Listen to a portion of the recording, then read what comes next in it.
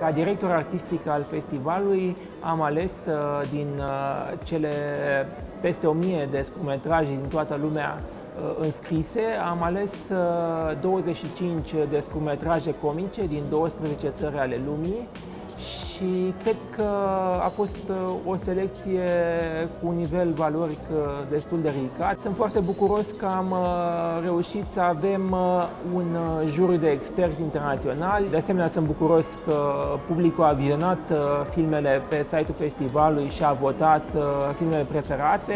China este gazda sa tradițională. A fost o atmosferă foarte plăcută. M-am bucurat să revăd mulți oameni importanți din lumea filmului românesc, actori, regizori, producători, critici de film. O ediție bună și sper că anul viitor, la ediția 14-a, să ne putem vedea tot festivalul față în față în sala de cinema cu un public numeros, iubitor de comedie, iubitor de film românesc, iubitor de film în general.